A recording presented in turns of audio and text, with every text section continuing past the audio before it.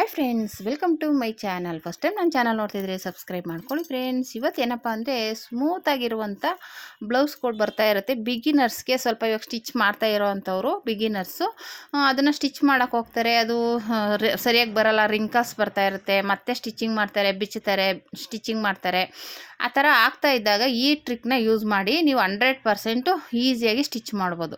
ಓಕೆನಾ? ಆಲ್ರೆಡಿ ನಾನು ಒಂದು ವಿಡಿಯೋ ಹಾಕಿದ್ದೀನಿ. ಅದು ಬಂದುಬಿಟ್ಟು ನೀವು ಸುತ್ತ ಗಮ್ನ ಹಾಕಿ ಅಂಟಿಸ್ಬಿಟ್ಟು ಆಮೇಲೆ ಪೈಪಿಂಗ್ ಕೊಟ್ಕೋಬೇಕು. ಆ ಥರ ಒಂದು ಇದು ಬಂದುಬಿಟ್ಟು ಇನ್ನೌಟ್ ಮಾಡಿಬಿಟ್ಟು ಗಮ್ ಹಾಕಿ ಅಂಟಿಸ್ಕೊಂಡ್ರೆ ನಿಮ್ಗೆ ಯಾವ ರೀತಿ ಇರುತ್ತೆ ಅಂತ ಎರಡರಲ್ಲೂ ಅದು ಆಲ್ರೆಡಿ ವಿಡಿಯೋ ಹಾಕಿದ್ದೀನಿ, ಬೇಕು ಅಂದರೆ ಚೆಕ್ ಮಾಡಿ. ಇದು ಬಂದುಬಿಟ್ಟು ಸ್ಟಿಚಿಂಗ್ ಅಂದರೆ ನೆಕ್ಕನ್ನ ಸ್ಟಿಚ್ ಮಾಡ್ಕೊಂಬಿಟ್ಟು ಆಮೇಲೆ ಗಮ್ ಹಾಕಿ ಅಂಟಿಸೋದು. ಯಾವ ರೀತಿ ಇದನ್ನು ಮಾಡೋದ್ರಿಂದ ನಿಮಗೆ ನೀಟಾಗಿರುತ್ತೆ, ಫಿನಿಶಿಂಗ್ ಇರುತ್ತೆ, ಆಮೇಲೆ ರಿಂಕಲ್ಸ್ ಬರಲ್ಲ. ಮುಖ್ಯವಾಗಿ ರಿಂಕಲ್ಸ್ಗೋಸ್ಕರನೇ ಈ ಟ್ರಿಕ್ ಯೂಸ್ ಮಾಡ್ತಾ ಇರೋದು. ಓಕೆನಾ? ಆಮೇಲೆ ಸ್ಲೀವ್ಸ್ಗೆ ಈ ಥರ ಜೈಂಟಿಂಗ್ ಬಂದಾಗ ನಾವು ಗಮ್ ಹಾಕಿ ಅಂಟ್ಸೋಕ್ಕಾಗಲ್ಲ ಡೈರೆಕ್ಟಾಗಿ. ಅವಾಗ ಏನಪ್ಪ ಮಾಡಬೇಕು, ಮೊದಲು ಸೈಡ್ಗೆ ಜೈಂಟ್ ಮಾಡ್ಕೋಬೇಕು. ಏನು ಫ್ಯಾಬ್ರಿಕ್ ಇರುತ್ತೆ ಬ್ಲೌಸ್ ಪೀಸು ಅದಕ್ಕೆ ಸೈಡ್ಗೆ ಜೈಂಟ್ ಮಾಡ್ಕೊಂಬಿಟ್ಟು ಆಮೇಲೆ ಅಂಟಿಸ್ಕೋಬೇಕಾಗುತ್ತೆ, ಕೆಳಗಡೆ ಇನ್ನೌಟ್ ಮಾಡಿಬಿಟ್ಟು. ಇಲ್ಲ ಅಂದರೆ ಏನಾಗುತ್ತೆ, ಡೈರೆಕ್ಟಾಗಿ ಅಂಟ್ಸೋಕೋದ್ರೆ ಅದೇ ಕೆಳಗಡೆ ಪೈಪಿಂಗ್ ಮಾಡಬೇಕು, ಇಲ್ಲ ಫೋಲ್ಡಿಂಗ್ ಮಾಡೋಕ್ಕೆ ಇರಬೇಕು, ಅಂದರೆ ಎಮ್ಮಿಂಗ್ ಮಾಡೋ ಥರ. ಇದು ಯಾಕೆಂದರೆ ಬಾರ್ಡ್ರ್ ಇದೆ, ಅಂದರೆ ಚಿಕ್ಕದಾಗಿ ಸ್ಟೋನ್ ಲೇಸ್ ಕೊಟ್ಟಿದ್ದಾರೆ, ಹಂಗಾಗಿದ್ವಿ ನಾವು ಫೋಲ್ಡ್ ಮಾಡಿ ಸ್ಟಿಚ್ ಮಾಡ್ಕೊಂಬಿಡ್ಬೇಕು. ಇಲ್ಲ ಅಂದ್ರೂ ನೀವು ಹಾಗೇ ಗಮ್ ಅಂಟಿಸ್ಕೋಬೋದು, ತೊಂದರೆ ಇಲ್ಲ. ಆದರೆ ಏನಕ್ಕೆ ಅಂದರೆ ಇದು ಆಲ್ರೆಡಿ ಜೈಂಟ್ ಮಾಡ್ಕೋಬೇಕು. ಸೈಡಲ್ಲಿ ಬಟ್ಟೆ ಕಡಿಮೆ ಇರುತ್ತಲ್ಲ, ಆವಾಗ ಜೈಂಟ್ ಮಾಡ್ಕೊಳ್ಳೇಬೇಕಾಗುತ್ತೆ. ಈ ಸೀರೆ ಪೀಸಲ್ಲಿ ಸ್ವಲ್ಪ ಕ್ರಾಸಾಗಿರೋದು, ಕಡಿಮೆ ಇರೋದು ಆ ಥರ ಇದ್ದಾಗ ಈ ಥರ ಸ್ಲೀವ್ಸ್ಗೆಲ್ಲ ಜೈಂಟ್ ಮಾಡಬೇಕಾಗುತ್ತೆ. ಓಕೆನಾ? ಆ ಥರ ಮಾಡಿಕೊಂಡು ನೀವು ಅದನ್ನು ಯೂಸ್ ಮಾಡ್ಕೋಬೋದು. ಬಿಗಿನರ್ಸ್ಗೆ ಮುಖ್ಯವಾಗಿದ್ದು, ಚೆನ್ನಾಗಿ ಕಲ್ತಿರೋರಿಗೆಲ್ಲ ಬಿಗಿನರ್ಸ್ಗೋಸ್ಕರ ಈ ವಿಡಿಯೋ. ಓಕೆನಾ? ಈ ರೀತಿ ನೀಟಾಗಿ ಇವಾಗ ಕೆಲವ್ರು ಹೇಳ್ಬೋದು, ಅಯ್ಯೋ ಆ ಥರ ಗಮ್ ಹಾಕಿ ಅಂಟಿಸಿ ತುಂಬಾ ಟೈಮ್ ತೊಗೊಳುತ್ತೆ ಅಂತ. ಏನಿಲ್ಲ, ಇವಾಗ ಅಕಸ್ಮಾತ್ ನೀವು ಸ್ಟಿಚಿಂಗ್ ಮಾಡ್ತಾ ಇರ್ತಾರ ಅಂದ್ಕೊಳ್ಳಿ, ಇವಾಗ ಬಿಚ್ತೀರಾ, ಸರಿಯಾಗಿ ಬರಲ್ಲ, ಬಿಚ್ತೀರಾ, ಹಾಕ್ತೀರಾ.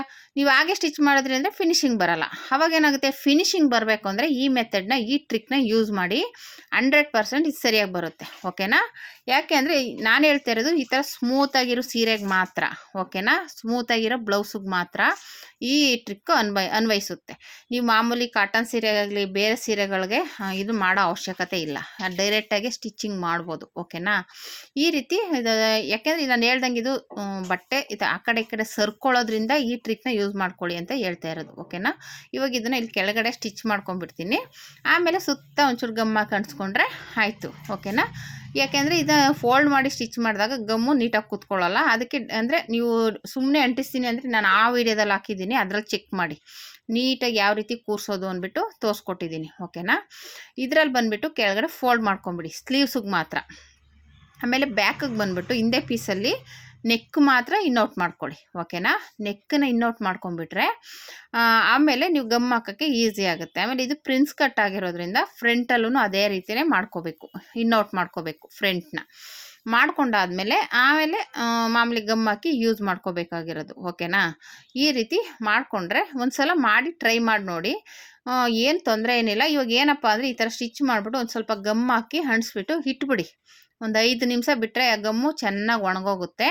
ಆಮೇಲೆ ಬೇಕು ಅಂದರೆ ನೀವು ಐರನ್ ಇದ್ದರೆ ಐರನ್ ಮಾಡ್ಕೋಬೋದು, ಇಲ್ಲ ಅಂದರೂ ಏನು ತೊಂದರೆ ಇಲ್ಲ, ಐರನ್ ಬೇಕು ಅಂತಲೇ ಏನಿಲ್ಲ.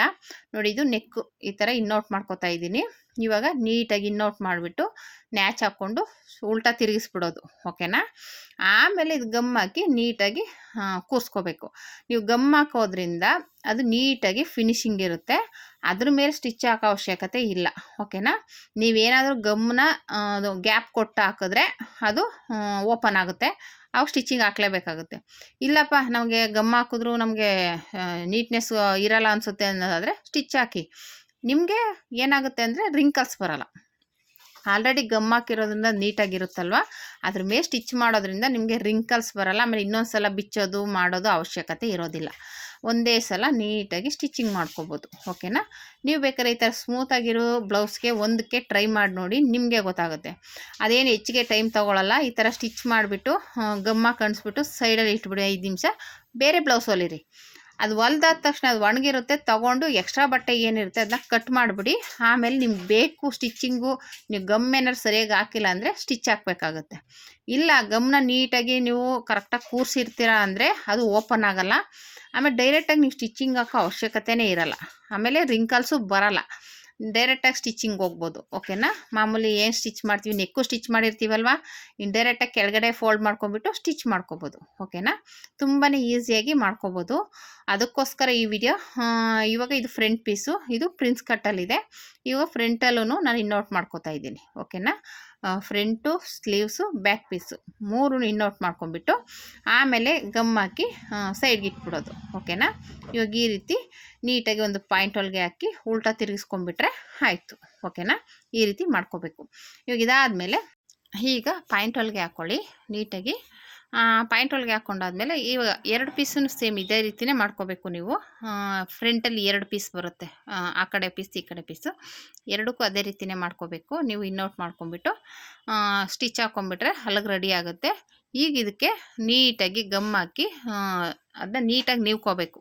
ಅಂದರೆ ಮೇಲ್ಗಡೆ ರಿಂಕಲ್ಸ್ ಬರದೇ ಇದ್ದಂಗೆ ನೀವು ಗಮ್ ಹಾಕಿದ ತಕ್ಷಣ ನೀಟಾಗಿ ಒಂದು ಕಡೆ ಸ್ಕೇಲಲ್ಲೋ ಇಲ್ಲ ಕೈಯಲ್ಲೋ ಈ ಥರ ನೀವ್ಬಿಟ್ಟು ನೀಟಾಗಿ ಅಂಟಿಸ್ಬಿಟ್ಟು ಸೈಡ್ಗೆ ಇಟ್ಬಿಡಿ. ನೋಡಿ, ಇದು ಸ್ಲೀವ್ಸ್ದು ಅಂದರೆ ಫ್ರಂಟ್ದು ಸ್ಲೀವ್ಸ್ದಲ್ಲ, ಸಾರಿ, ಇದು ಫ್ರಂಟಲ್ಲಿ ಪ್ರಿನ್ಸ್ ಕಟ್ಟಲ್ಲಿ ಬರುತ್ತಲ್ಲ ಆ 2 ಪೀಸು.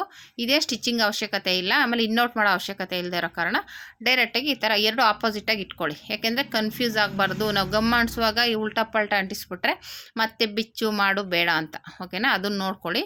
ಈಗ ಈ ರೀತಿ ಇಟ್ಕೊಂಡ್ಬಿಟ್ಟು ನಾನು ಬಟ್ಟೆ ಏನಕ್ಕಪ್ಪ ಹಾಕಿದ್ದೀನಿ ಅಂದರೆ ಅದು ಮಿಷಿನ್ ಮೇಲೆಲ್ಲ ಗಮ್ ಆಗುತ್ತೆ ಅಂದ್ಬಿಟ್ಟು ಸೈಡ್ಗೆ ಹಾಕಿದ್ದೀನಿ. ಒಂದು ಬಟ್ಟೆ ಹಾಕ್ಕೊಂಡಿದ್ದೀನಿ ಕೆಳಗಡೆ, ವೇಸ್ಟ್ ಬಟ್ಟೆ. ಇವಾಗ ಈ ರೀತಿ ಗಮ್ನ ನೀಟಾಗಿ ಹತ್ತತ್ರಕ್ಕೆ ಹಾಕ್ಕೊಳ್ಳಿ. ಓಕೆನಾ, ಈ ಥರ ನೀಟಾಗಿ ಹಾಕ್ಕೊಂಡು ಅದನ್ನು ಅಂಟಿಸೋದು ಅಷ್ಟೇ, ಇನ್ನೇನು ಇಲ್ಲ. ನೀಟಾಗಿ ತೊಗೊಳ್ಳಿ, ಅದು ಹೇಗಿದೆ ಹಾಗೆ. ನಮಗೆ ಮುಂದೆದು ಚೆನ್ನಾಗಿ ಬರಬೇಕು. ಆ ಕಡೆ ಸೈಡಲ್ಲಿ ಬೇಕಾದ್ರೆ ಒಂಚೂರು ಬಟ್ಟೆ ಕಡಿಮೆ ಆದ್ರೂ ಜೈಂಟ್ ಮಾಡ್ಕೋಬೋದು. ನಿಮಗೆ ಮುಂದೆ ಫ್ರಂಟಲ್ಲಿ ಪ್ರಿನ್ಸ್ ಕಟ್ ಸ್ಟಿಚ್ ಮಾಡ್ತೀವಲ್ಲ ಅಲ್ಲಿ ನೀಟಾಗಿ ಬರಬೇಕು, ಅಲ್ಲಿ ಸರಿ ಮಾಡ್ಕೊಳ್ಳಿ. ಓಕೆನಾ, ಈ ರೀತಿ ಅಂಟಿಸ್ಕೊಂಡ್ರೆ ನೋಡಿ ನೀಟಾಗಿರುತ್ತೆ. ನಾನು ಇದು ಕೆಳಗಡೆ ಹಾಕೊಂಬಿಡಿ. ನೀವಾದರೆ ಏನಕ್ಕಪ್ಪ ಅಂದರೆ ನಾನು ಮಿಷಿನ್ ಮೇಲೆ ತೋರಿಸ್ತಾ ಇದ್ದೀನಿ, ನೀವು ಕೆಳಗಡೆ ಹಾಕೊಂಬಿಡಿ. ಅವಾಗೇನಾಗುತ್ತೆ ನಿಮಗೆ ನೀಟಾಗಿ ಅಂಟ್ಸೋಕ್ಕೆಲ್ಲ ಗ್ರಿಪ್ ಸಿಗುತ್ತೆ. ಇಲ್ಲಿ ಜಾಗ ಕಡಿಮೆ ಇರೋದ್ರಿಂದ ನಾನು ಸ್ವಲ್ಪ ಮಿಷಿನ್ ಮೇಲೆ ತೋರಿಸ್ತಾ ಇದ್ದೀನಿ. ಓಕೆನಾ, ಇವಾಗ ಈ ರೀತಿ ನೀಟಾಗಿ ಇಟ್ಕೊಳ್ಳಿ. ಇವಾಗ ಇದ್ರ ಮೇಲೆ ಉಲ್ಟಾ ಸೀದಾ ನೋಡ್ಕೊಂಬಿಟ್ಟು ಇವಾಗ ಗಮ್ ಹಾಕ್ಕೊಳ್ಳಿ. ಓಕೆನಾ, ಈ ರೀತಿ ಹಾಕ್ಬಿಟ್ಟು ನೀಟಾಗಿ ನೀವ್ಬಿಟ್ಟು ಸೈಡ್ಗೆ ಇಟ್ಬಿಡಿ. ಅದ್ರ ಪಾಡೋದು ಒಣಗುತ್ತೆ. ಆಮೇಲೆ ನೀವು ತೊಗೊಂಡು ಡೈರೆಕ್ಟಾಗಿ ಸ್ಟಿಚ್ ಮಾಡ್ಬೋದು, ರಿಂಕಲ್ಸ್ ಬರೋಲ್ಲ. ನಾನು ಹೇಳ್ದಂಗೆ ನಿಮ್ಗೆ ಬೇಕೇ ಬೇಕು ಅಂದರೆ ಸ್ಟಿಚ್ ಹಾಕ್ಕೊಳ್ಳಿ, ಇಲ್ಲ ಸ್ಟಿಚಿಂಗ್ ಹಾಕೋ ಅವಶ್ಯಕತೆಯೂ ಇರಲ್ಲ. ಓಕೆನಾ, ಆಮೇಲೆ ಮಾಮೂಲಿ ನಾವು ಹೆಂಗಿರೋ ಸ್ಟಿಚಿಂಗ್ ಹಾಕ್ತೀವಲ್ವ, ಹಾಗಾಗಿ ತೊಂದರೆ ಇಲ್ಲ. ನೀವು ಗಮ್ ಹಾಕಲಿಲ್ಲ ಅಂದರೆ ಏನಾಗುತ್ತೆ, ಅದು ಬಿಚ್ಕೊಂಡು ರಿಂಕಲ್ಸ್ ಬರೋ ಚಾನ್ಸ್ ಇರುತ್ತೆ, ಅದು ನೆನ್ಪಿಟ್ಕೊಳ್ಳಿ. ಓಕೆನಾ, ನಾನು ರಿಂಕಲ್ಸ್ ಬರಬಾರ್ದು ಅಂತ ಗಮ್ ಹಾಕ್ತಾ ಇರೋದು. ನೀವು ಗಮ್ನ ಸರಿಯಾಗಿ ಹಾಕ್ತಾನೆ ಹೋದರೆ ರಿಂಕಲ್ಸ್ ಬರೋ ಚಾನ್ಸ್ ಇರುತ್ತೆ. ಯಾಕೆಂದರೆ ಒಂದೊಂದು ಕಡೆ ಓಪನ್ ಆಗಿಬಿಟ್ಟಾಗ ಏನಾಗುತ್ತೆ, ಬಟ್ಟೆ ಲೂಸ್ ಆಗುತ್ತೆ, ಆವಾಗ ಅದು ನಿಮಗೆ ರಿಂಕಲ್ಸು ಬರೋಕ್ಕೆ ಚಾನ್ಸ್ ಇರುತ್ತೆ. ಓಕೆನಾ, ಇವಾಗ ಈ ಥರ ನಿಮ್ಗೆ ಅಲ್ಲಿ ಹೆಚ್ಚು ಕಡಿಮೆ ಇದೆ ನೀಟಾಗಿ ಈ ರೀತಿ ಮಾಡಿಕೊಂಡು ನೀವ್ಕೊಂಬಿಡಿ. ಅವಾಗ ಏನಾಗುತ್ತೆ, ನಿಮಗೆಲ್ಲೂ ರಿಂಕಲ್ಸ್ ಬರಲ್ಲ. ಓಕೆನಾ, ನಾನು ಇಲ್ಲಿ ತೋರಿಸ್ತಾ ಇದ್ದೀನಲ್ಲ, ಒಂಚೂರು ಬಿಚ್ಚಿ ನಿಮ್ಗೆ ಎಲ್ಲೆಲ್ಲಿ ಬೇಕು ಅದು ನೀಟಾಗಿ ಬೇಕು ಹಂಗೆ ಕೂರಿಸ್ಕೊಂಬಿಡಿ. ಅಂದರೆ ನೀವು ಗಮ್ ಹಾಕಿದ ತಕ್ಷಣ ನೋಡ್ಕೊಂಡು ಕೂರಿಸ್ಬಿಟ್ಟು ನೀಟಾಗಿ ನೀವ್ಬಿಟ್ಟು ಸೈಡ್ಗೆ ಇಟ್ಬಿಡಿ. ಅದೇನಾಗುತ್ತೆ, ಒಣಗುತ್ತೆ. ಆಮೇಲೆ ಅದು ರಿಂಕಲ್ಸ್ ಬರಲ್ಲ, ನೀಟಾಗಿ ಗಮ್ಮು ಅಂಟ್ಕೊಳ್ಳುತ್ತೆ. ನಾನು ಹೇಳ್ದಂಗೆ ಇದ್ದರೆ ಐರನ್ ಮಾಡ್ಕೊಳ್ಳಿ, ಇಲ್ಲ ಅಂದರೂ ಡೈರೆಕ್ಟಾಗಿ ಹಾಗೆ ಸ್ಟಿಚ್ ಮಾಡ್ಬೋದು, ತೊಂದರೆ ಏನಿಲ್ಲ. ಓಕೆನಾ, ಈ ರೀತಿ ನೀವು ಬಿಗಿನರ್ಸು ಈ ಥರ ಸ್ಮೂತಾಗಿರೋಂಥ ಬ್ಲೌಸ್ಗಳು ಬಂದಾಗ ಈ ರೀತಿ ರೆಡಿ ಮಾಡಿಕೊಡಿ. ಆವಾಗ ಈ ಥರದ್ದನ್ನು ಹೊಲಿಯೋಕ್ಕಂತೂ ತುಂಬಾ ಕಷ್ಟ ಆಗುತ್ತೆ, ರಿಂಕಲ್ಸ್ ಬರೋದ್ರಿಂದ. ಈ ಮೆಥಡ್ ಯೂಸ್ ಮಾಡೋದ್ರಿಂದ ನೀವು ತುಂಬ ಈಸಿಯಾಗಿ ನೀವು ಇದನ್ನು ಸ್ಟಿಚ್ ಮಾಡಿ ಕೊಡ್ಬೋದು ಕಸ್ಟಮರ್ಗೆ. ಓಕೆನಾ, ಆಮೇಲೆ ನೀಟಾಗಿ ಬರುತ್ತೆ, ಒಂಚೂರು ರಿಂಕಲ್ಸ್ ಬರಲ್ಲ. ಆಮೇಲೆ ಕಸ್ಟಮರ್ಗೂ ಫಿಟ್ಟಿಂಗ್ ಎಲ್ಲ ನೀಟಾಗಿ ಬರುತ್ತೆ. ಓಕೆನಾ, ನೀವು ಇದಾಯಿತು. ಈಗ ಬಂದುಬಿಟ್ಟು ಈ ಬ್ಯಾಕ್ ಪೀಸ್ಗೆ ಹಾಕ್ತಾಯಿದ್ದೀನಿ. ಇವಾಗ ಇದನ್ನು ಅಷ್ಟೇ ಈ ಥರ ಒಂದು ಕಡೆ ಸೈಡಲ್ಲಿ ಇಟ್ಕೊಂಡ್ಬಿಟ್ಟು ಆಮೇಲೆ ಮತ್ತೆ ಇನ್ನೊಂದು ಕಡೆ ಗಮ್ ಹಾಕಬೇಕು. ಓಕೆನಾ, ಯಾಕೆಂದರೆ ಅಗಲ ಇರೋದ್ರಿಂದ ನಾನು ಮಿಷಿನ್ ಮೇಲೆ ಹಾಕ್ತಾಯಿದ್ದೀನಲ್ವ, ಅದಕ್ಕೆ ಅರ್ಧ ಇಟ್ಕೊಂಡು ಹಾಕ್ತಾಯಿದ್ದೀನಿ. ಓಕೆನಾ, ನೀವು ಕೆಳಗಡೆ ಇಟ್ಕೊತೀನಿ ಅಂದರೆ ನೀಟಾಗಿ ಇಟ್ಕೊಬಿಡಿ. ಅಗಲಕ್ಕೆ ಪೀಸ್ನ ನೀಟಾಗಿ ಹಾಕ್ಬಿಟ್ಟು ಒಂದೇ ಸಲ ನೀವ್ಕೊಂಡು ಇದು ಮಾಡಿಬಿಡಿ. ಓಕೆನಾ, ಅವಾಗ ನಿಮ್ಗೆ ಇನ್ನೂ ಈಸಿ ಆಗುತ್ತೆ. ಇಲ್ಲಿ ಮಿಷಿನ್ ಮೇಲೆ ಹಾಕ್ತಾ ಇರೋದ್ರಿಂದ ನಿಮಗೆ ಸ್ವಲ್ಪ ಕಸಿ ಬಿಸಿ ಅನ್ನಿಸ್ಬೋದು. ಓಕೆನಾ, ಮಿಷಿನ್ ಮೇಲೆ ಮಾಡೋಕ್ಕೆ ಹೋಗ್ಬಿಡಿ, ಕೆಳಗಡೆ ಇಟ್ಕೊಂಡ್ಬಿಟ್ಟು ನೀಟಾಗಿ ಅದು ಹೇಗಿದೆ ಹಾಗೇ ಗಮ್ ಹಾಕಿ ನೀಟಾಗಿ ಅಂಟಿಸ್ಬಿಟ್ಟು ಒಣಗಕ್ಕೆ ಬಿಟ್ಬಿಡಿ. ಓಕೆನಾ, ಅವಾಗೇನಾಗುತ್ತೆ, ನಿಮಗೆ ಒಂದು ಐಡಿಯಾ ಸಿಗುತ್ತೆ, ಅದು ನೀಟಾಗಿ ಅಂಟ್ಕೊಳ್ಳೋದಕ್ಕೂ ಒಂದು ಗ್ರಿಪ್ ಸಿಗುತ್ತೆ, ನೀಟಾಗಿ ಕೂತ್ಕೊಳ್ಳುತ್ತೆ. ಇಲ್ಲಾಂದರೆ ಏನಾಗುತ್ತೆ, ಆ ಕಡೆ ಈ ಕಡೆ ಹೆಚ್ಚು ಕಡಿಮೆ ಆಗೋ ರಿಂಕಲ್ಸ್ ಬರೋ ಚಾನ್ಸ್ ಇರುತ್ತೆ. ನೋಡಿ, ಈ ಥರ ಮಾಡೋದ್ರಿಂದ ನಿಮಗೊಂದು ಚೂರು ಒಂದು ಪಾಯಿಂಟು ರಿಂಕಲ್ಸ್ ಬರಲ್ಲ.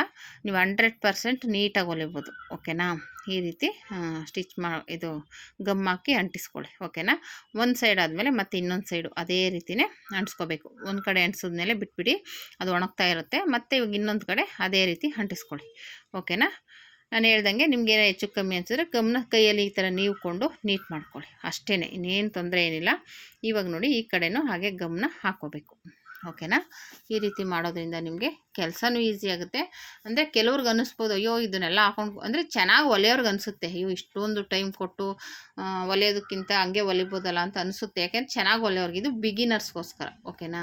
ಬಿಗಿನರ್ಸ್ಗೆ ಬಿಚ್ಚಿ ಬಿಚ್ಚಿ ಮಾಡೋದಕ್ಕಿಂತ ಈ ಥರ ಮಾಡಿದ್ರೆ, ಈ ಟ್ರಿಕ್ ಯೂಸ್ ಮಾಡಿಕೊಂಡ್ರೆ ಅವರು ಒಂದು ಸ್ವಲ್ಪ ಟೈಮ್ ತೊಗೊಂಡ್ರು ಫಿನಿಶಿಂಗ್ ಬರುತ್ತೆ, ನೀಟಾಗಿರುತ್ತೆ, ಆಮೇಲೆ ಬೇಗ ಸ್ಟಿಚ್ ಮಾಡ್ಬೋದು. ಓಕೆನಾ. ಅದಕ್ಕೋಸ್ಕರ ಈ ಟ್ರಿಕ್ನ ತೋರಿಸ್ಕೊಡ್ತಾ ಇರೋದು, ಬಿಗಿನರ್ಸ್ಗೋಸ್ಕರ.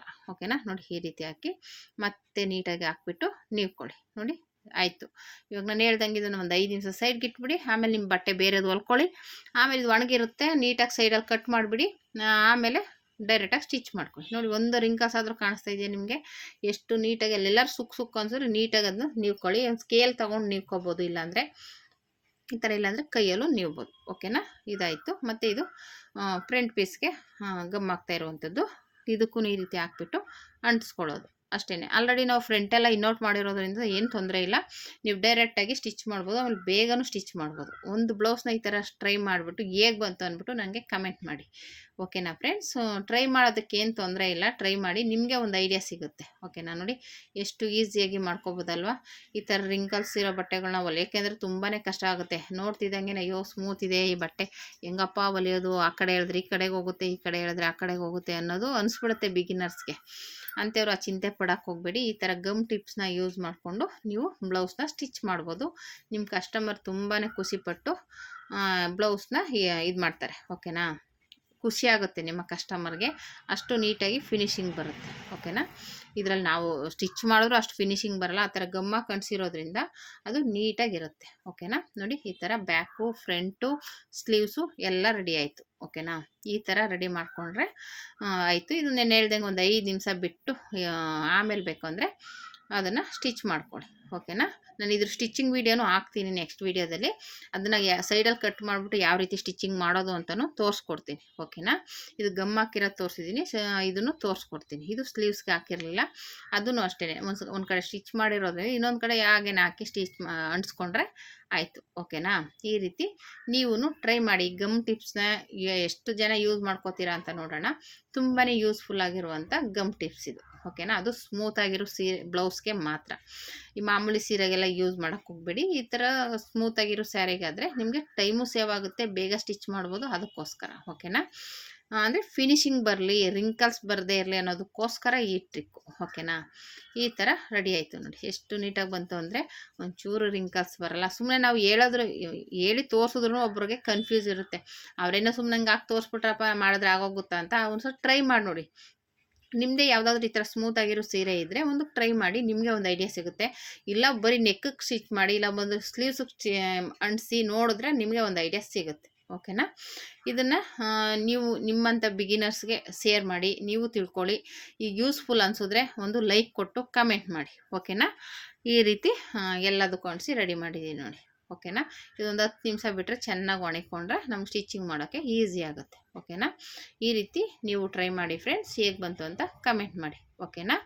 Thank you for watching.